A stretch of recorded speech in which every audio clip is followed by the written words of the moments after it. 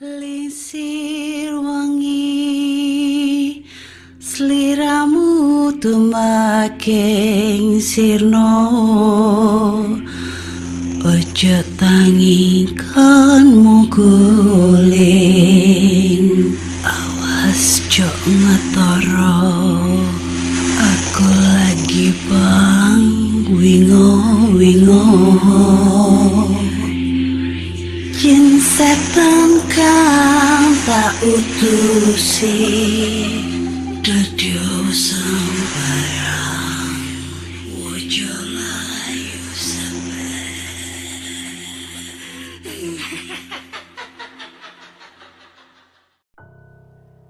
Hai Rek, ya apa kabare? Ketemu lagi dengan aku si Ana di podcast kisah horor. Kita bertemu di episode 255. Dan di episode kali ini akan bacakan cerita horor ataupun email berhantu yang sudah dikirimkan teman-teman melalui podcast kisah horor@gmail.com atau DM Instagram podcast kisah horor serta Google Form yang linknya tersedia di bio Instagram podcast kisah horor. Hari ini hari Minggu ya. Tanggal 20 Agustus jam 3:10 dini hari. Kayak episode-episode di awal-awal ya, selalu bacanya itu di dini hari atau enggak tengah malam. Kenapa aku baca jam segitu? Karena selain ingin menghindari suara bising di luar, seperti kayak anak tetangga ya pada berisik, suara motor, apa segala macam. Selain itu juga aku pengen merasakan eksistensinya pada saat kita membacakan cerita horor gitu ya, bercerita tentang dunia horor. Enggak sih, sebenarnya tadi tuh sempat kelupaan gitu kan, saking terlalu fokus nonton film. Ada ini film recommended banget, kalian tonton aja kalau misalnya belum nonton di bioskop, namanya Cobweb, film Cobweb ya, di layar kaca 21 itu ya. Itu sumpah itu serem banget menurut aku.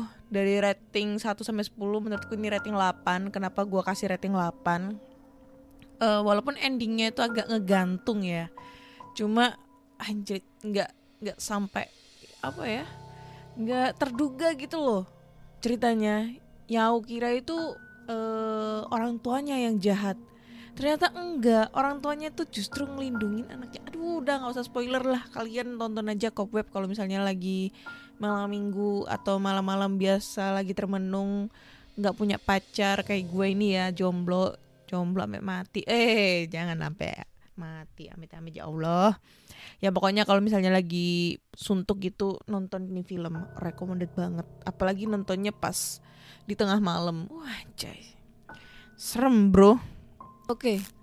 Jadi kita langsung aja bacain cerita horor yang udah masuk ke email. Dan cerita pertama ini datang dari Gita. Judulnya adalah Sosok Putih Anak Kecil Perempuan. Wah. Hai Kak Ana. Kisah ini aku alamin pas pendakian kedua kalinya ke Gunung Gede Pangarango. Jadi aku tuh sering banget ngedaki gunung. Dan di gunung ini, di Gunung Pangarango, aku udah mendaki yang kedua ini.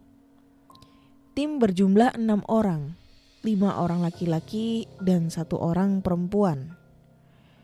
Berhubung aku pernah ngedaki sebelumnya, jadi saat kita bersiap mau naik dari pos GPO, jalur Gunung Putri, buat berdoa, dijelasin apa aja norma-norma yang harus dilakuin pas mendaki. Lumayanlah ilmu dari teman-teman aku teman-teman aku yang sering naik gunung bisa di-share ke mereka.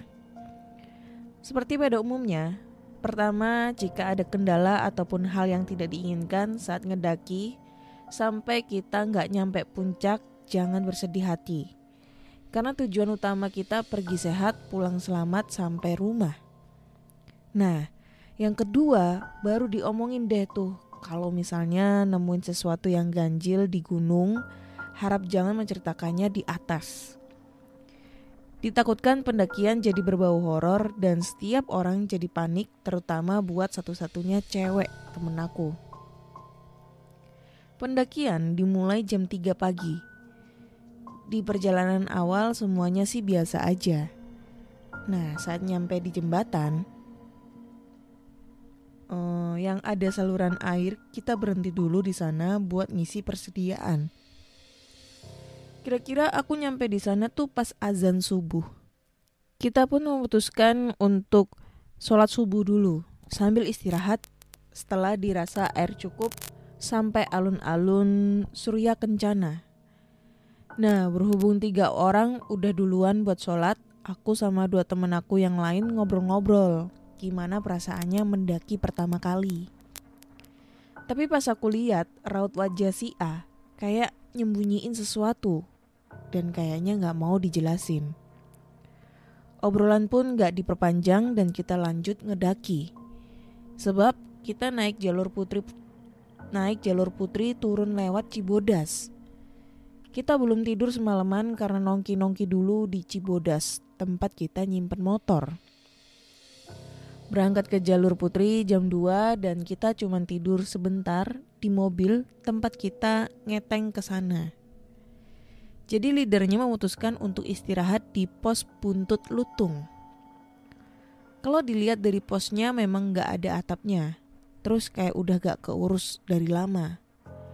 Tapi karena leader yang putusin, aku husnuzon aja. Ya namanya juga di gunung. Lu pikir kayak di kota ada yang jagain, ujar aku dalam hati. Dari 6 orang yang ngedaki, yang tidur cuman berempat. Aku sama si A gak mutusin lebih milih nikmatin pagi dan foto-foto di sana. Si A bilang lihat makhluk kecil warna putih lompat-lompat sejenis musang, tupai atau kelinci. Kenapa dia nyebutnya sejenis? Dia juga gak tahu itu makhluk apa.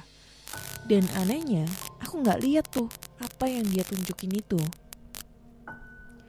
Ya aku cuman ngeiya-iyain aja yang dia lihat itu. Daripada panik, ya mending cari aman aja. Setelah dirasa tidur cukup, leader aku yang juga ikut tidur pas bangun itu langsung menggigil. Padahal cuaca bagus sih menurut aku. Tapi dia juga berpikiran positif dan nyangkanya yang baik-baik aja. Teman-teman aku yang lain ngingetin dan gak berangsur lama. Teman-teman aku yang lain ngangetin dan gak berangsur lama kondisinya pun pulih lagi. Pendakian dimulai lagi. Gak ada hal-hal aneh apapun sampai kita nyampe di alun-alun Surya Kencana. Sesaat udah nyampe, kita langsung dibagi 2 tim. 3 orang bikin tenda dan 3 orang lagi ngambil air. Kira-kira kita nyampe jam 1 siang. Dan aku kebagian yang ngambil air sama si A dan B. Cuaca di atas ternyata gak bisa diprediksi. Jarak pandang cuman kelihatan 2 meter dan semuanya ketutup kabut. Pas sudah nyampe mata air, aku ngeliat banyak orang-orang pakai sarung dan setelan pengajian lagi ngaji di surken. Aku ngeliatin dan ada 1 orang bapak-bapak yang nyamperin aku dan bilang, "Hati-hati Jang, ulah sompral kudu ngejaga sikap." Hati-hati Jang, ulah sompral kudu ngejaga sikap. Yang artinya hati-hati, jangan sembrono dalam berucap dan harus menjaga sikap, katanya. Oh, nyak pak, muhun. Iya, apa nih? Iya, pengawasan. Aduh, gak ngerti artinya. Aku translate aja ya. Jadi, katanya dalam bahasa Indonesia, oh iya pak, ini pengajian rutinan. Bukan pak, kayak baru ngeliat. Si bapak ngejawab, enggak dek, ini hadiah buat yang kemarin pendaki meninggal di sini. Katanya sih gak kuat sama kecapean. Sambil nunjuk gua yang sering dipakai buat penanganan korban kecelakaan. Sontak di sana aku mulai merinding dan langsung ngajak temen aku yang 2 orang itu buat kembali ke tenda. Berhubung mereka kelayapan dan gak ngedengerin apa yang dikata bapak tadi, mereka adem ayem biasa aja. Sampai di tenda makan-makan dan canda tawa, aku mutusin tidur aja. Karena ngelihat cuaca pun gak cocok buat jalan-jalan lihat pemandangan. Tapi karena si A dan B baru pertama kali naik, mereka jalan-jalan dan pinjam HP aku buat foto-foto. Gak kerasa aku tidur ternyata cukup lama. Aku dibangunin temen aku si A. Udah malam aja. Dia ngebangunin aku sambil kayak orang panik buat ngasih HP aku yang tadi dipinjem. Karena masih ngantuk, aku cuma nanggepin setengah sadar dan langsung tidur lagi. Dan si A pun gak banyak cerita, juga langsung tidur dan nyeret-nyeret ke aku. Malam pun berganti pagi, semuanya udah bangun, dan kita memutuskan untuk turun. Gak ada cerita yang menarik sampai kita nyampe di pos Cibodas. Saat udah nyampe, nah disanalah temen aku yang si A mulai cerita dari pertama ngedaki. Saat kita ngambil air, dia udah ngeliat sosok putih, anak kecil, gelantungan di atas pohon dengan posisi kayak disalib. Tapi karena ngedenger pengarahan aku pas di bawah, dia pendem sendiri ceritanya. Lanjut di pos Buntut Lutung, dia juga ngerasa tahu kalau aku gak bisa lihat apa yang dilihat si makhluk kecil putih loncat-loncat. Dia bilang itu perwujudan lain dari si anak kecil yang dia lihat pas di jembatan air. Hal serupa pun kembali kejadian pas di Surken. Ternyata sosok putih anak kecil perempuan itu ngikutin dia dari bawah nyampe puncak. Pas dia ngebangunin aku sambil panik, katanya si anak kecil itu pengen ditemenin dan ngajak main-main di Surken sambil nyodorin tangannya ke temen aku pas di depan tenda. Dia panik karena si anak kecil itu nampakin wujud aslinya dari deket banget. Sosok putih, pakai baju serba putih, rambut panjang, wajah pucat pasi. Setelah mendengar penjelasannya tadi, aku langsung merinding dan sontak ketawa. Haha, bagus. Untung gak diceritain di atas. Kalau diceritain pasti semua panik, Bung, ujar aku. Setelah obrolan tersebut, kita memutuskan untuk langsung pulang dan semua pergi ke rumahnya masing-masing hingga kehidupan berjalan normal kembali. 2 minggu berlalu, aku pun nyamperin temen aku si A buat minta film di rumahnya. Dan ternyata dia cerita lagi. Tadi aku disamperin si anak kecil. Dia nyuruh aku ke sana, Gunung Gede, buat nemenin katanya. Bibirnya menyeringai polos, serem deh. Dan itu sih Kak cerita dari aku. Mungkin ceritanya agak gantung, tapi semoga cerita kali ini bisa menambahkan dosis horor buat pendengar podcast kisah horor. Oke, thank you. Siapa namanya tadi? Gita. Ceritanya gantung sebenarnya. Agak belibet ya, karena banyak tipenya di emailnya. Gue jadi agak gimana gitu ngebacainya, tapi serem sih. Kenapa gue bisa bilang serem ya? Namanya gunung, bro. Gunung itu sejuta mistis. Ya, pengalaman sejuta mistis tuh ada semua di gunung. Mau di gunung, mau di hutan. Di situ pokoknya banyak banget hal-hal kejadian horor yang gak diinginkan kayak gitu ya. Dan lagi banyak banget pengalaman-pengalaman yang gak diinginkan pada saat ngedaki gunung, karena sudah banyak banget korbannya sih. Ya kita gak tahu entah itu korban yang mohon maaf meninggal itu karena ada hal kejadian mistis atau apa, kecelakaan, kita juga gak tahu. Tapi emang banyak banget yang masuk juga ke cerita podcast kisah horor tuh tentang pengalaman horor pada saat mendaki gunung. Dan baru kali ini gue ngedenger cerita pada waktu ngedaki gunung di Gunung Pangarango itu mereka ngelihat sosok anak kecil. Padahal yang biasanya kalau gue ngedengerin ngebacain cerita-cerita yang masuk ke podcast kisah horor itu biasanya itu ceritanya tentang ada pasar goib, lalu ada sosok kuntilanak, ada sosok genderuwo, ya sosok bapak-bapak, apa nenek-nenek kayak gitu bro. Tapi kalau sosok anak kecil itu kayak hal yang jarang gitu loh. Maksudnya ditampakin sosok anak kecil di hutan gunung. Dan gue juga penasaran nih sama si temennya ini ya, si A, temennya Gita ya. Apakah pada saat dia disamperin tuh anak kecil minta ke A, akhirnya dia ke sana juga nggak gitu? Takutnya si anak kecil ini ngikut coy sama si A, temennya si Gita. Ngikut nyampe rumah. Nah pas nyampe rumah ditampekin tuh temennya. Karena itu bukan tempatnya si anak kecil itu. Akhirnya minta dikembaliin atau diantar pulang. Nah itu bahaya bro, kalau sampai kita nganter pulang kan, kita nggak tahu bakal ada kejadian apa gitu loh. Tapi kalau semisalnya ini sosok sampai ngikut pulang, itu juga bahaya. Hari-hari kita dihantuin bro, ditampakin anak kecil itu sangat seram sekali. Mending ditampakin anak kecil, mending ditampakin tampang bayangan mantan dibandingin setan anak kecil. Kebalik ya, lebih serem bayangan mantan coy. Ya kayak gitu deh, serem ya, lumayan. Tapi semoga di cerita kedua ini kita mendapatkan cerita yang lebih horor dibandingkan cerita yang pertama itu. Lanjut ke cerita kedua. Cerita kedua ini judulnya lumayan unik ya.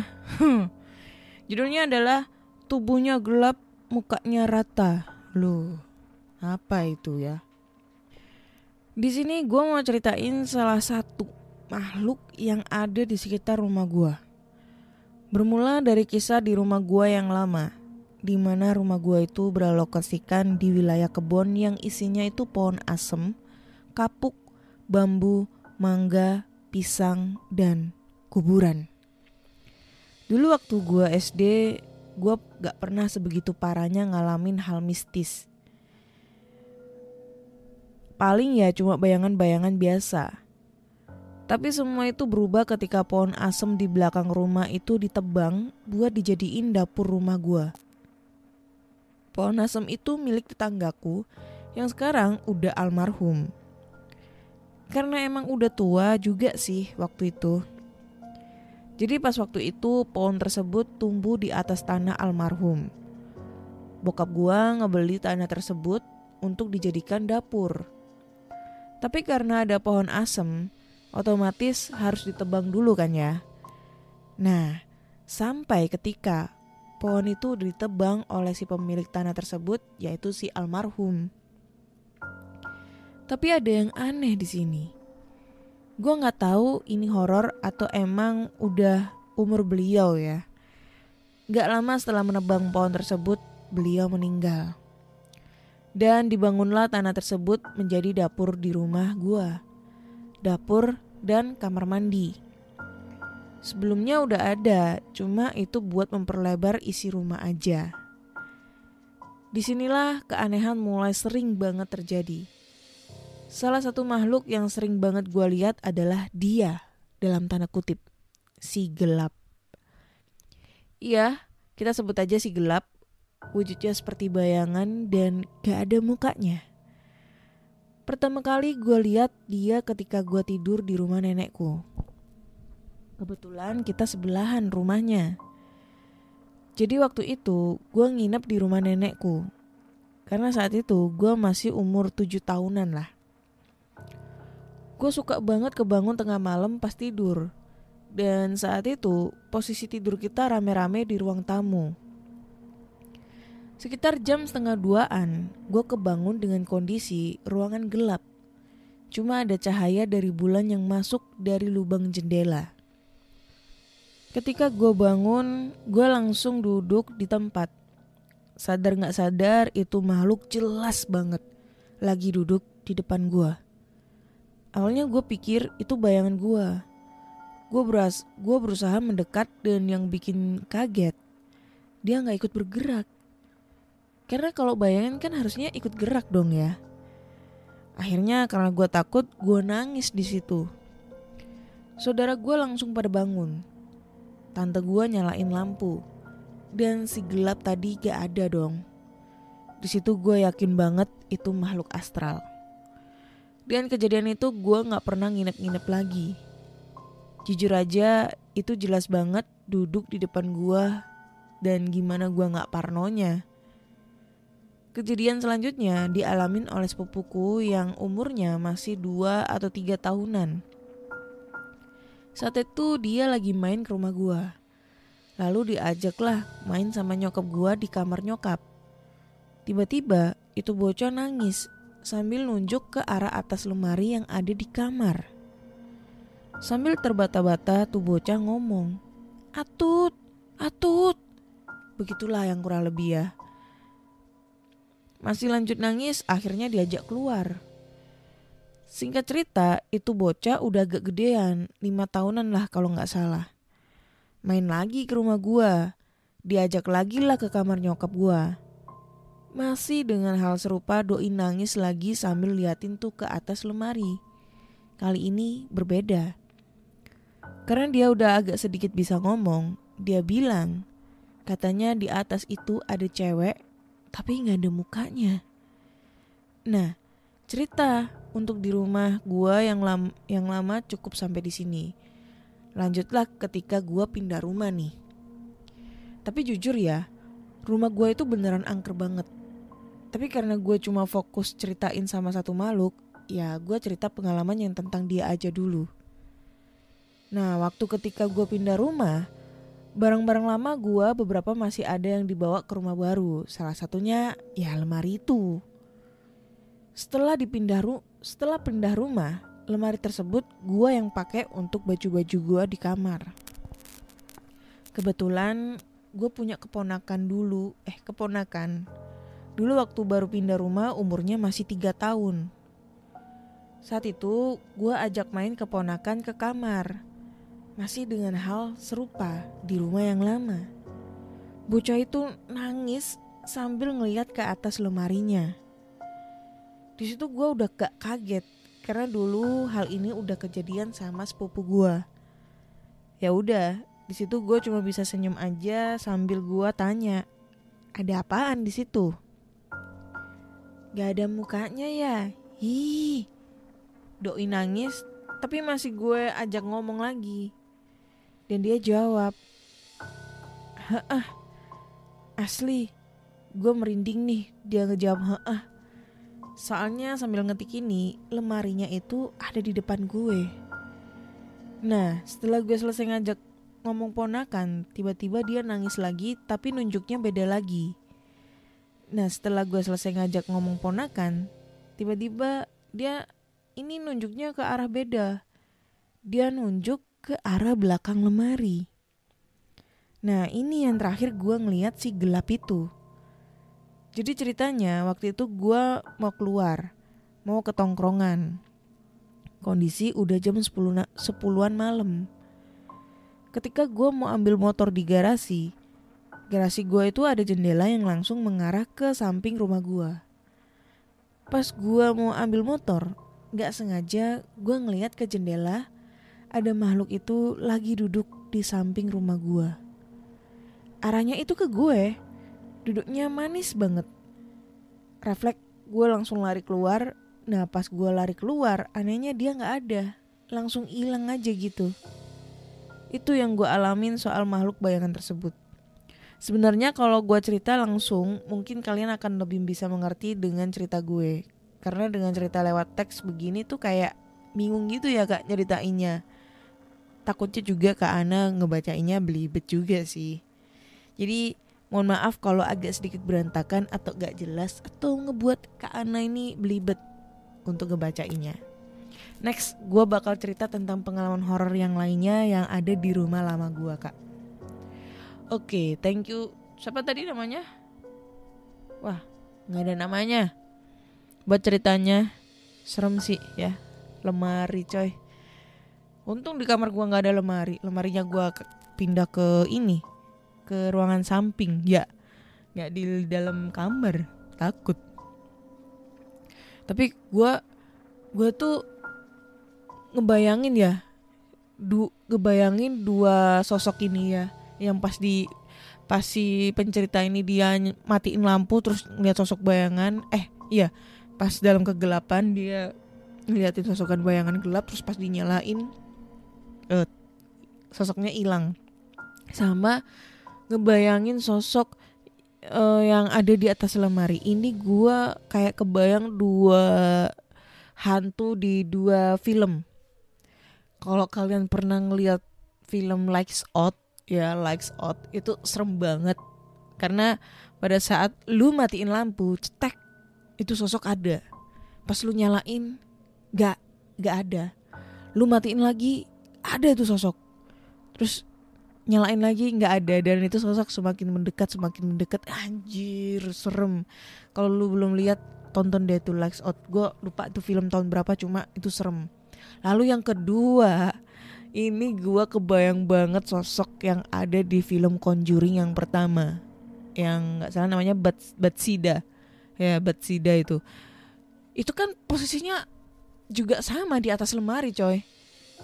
Di atas lemari, terus aduh serem banget sumpah. Gue nggak bisa kebayangin kalau misalnya itu sosok itu ya, itu terjadi real di Indonesia, di ceritanya si pencerita ini. Tapi yang gue tahu kan sosok hantu di Indonesia itu gak seserem kayak hantu yang di luar gitu loh. Kayak misalnya film Conjuring, itu kan sosok hantunya kan serem-serem banget gitu ya. Terus film apa gitu, pokoknya film-film luar lah. Dibandingkan tuh hantu yang ada di Indonesia.